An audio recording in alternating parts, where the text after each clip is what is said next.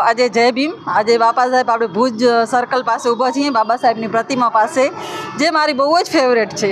કેમ કે હું ગાંધીધામથી આવું છું, પણ અહીંયા બાબા સાહેબ જ્યારે ભુજ આવું ત્યારે બાબા સાહેબના દર્શન જરૂર કરું. કેમ કે આજે બાબા સાહેબ ભલે આપણી સાથે નથી, પણ એમના વિચારધારણા આપણી સાથે મૂકી ગયા છે. બાબા સાહેબ ચાલ્યા ગયા, પણ ચાલ્યા નથી ગયા, એ અમર થઈ ગયા. કેમ કે બાબા સાહેબ પોતાના માટે નહીં, પણ આખા સમાજ માટે લડતા હતા. એટલે એમને તો મોત બી ન છૂઈ શકે. એટલે આપણે કહીએ બાબા સાહેબે આપણને સમાનતા શીખવાડી, સારા ઇન્સાન બનતા શીખવાડ્યું અને બહુ અધિકાર આપ્યા. આજે આપણે ઊંચી પોસ્ટ ઉપર ચાલીએ છીએ, હક ઉપર ચાલીએ છીએ, આપણા અધિકાર ઉપર ચાલીએ છીએ. એ બધું સંઘર્ષ બાબા સાહેબનું છે. બાબા સાહેબે આપણા માટે બહુ બલિદાન આપ્યું છે. તો આપણને બાબા સાહેબને ક્યારેય ન ભૂલવું જોઈએ. અને અમારી મહિલાઓ માટે સૌથી મોટા નેતા બાબા સાહેબ હતા. કેમ કે બાબા સાહેબે જે અમને હક અધિકાર આપ્યા છે મહિલાઓને, એ તો અમે ક્યારેય નહીં ભૂલીએ. કહે છે ને, મા બાપે તો જન્મ આપ્યો છે, પણ આપણને જીવવાનો અધિકાર બાબા સાહેબે આપ્યો છે.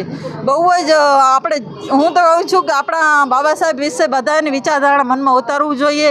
ને આજના દિવસે ભલે કામ કરો, પણ કામ મૂકીને પણ તમે બાબા સાહેબના દર્શન કરો. આવા દિવસે તમે બાબા સાહેબને યાદ કરો. કેમ કે આપણને ક્યાં બેસવાનો અધિકાર નહોતો, એ બાબા સાહેબે અપાવ્યો. આટલી મોટા મોટા પદ ઉપર આપણે છીએ આજે, એ બધો બાબા સાહેબનો અધિકાર છે. નકા મહિલાઓ ક્યારે માણસો ભેગી ઊભી પણ ન શકે.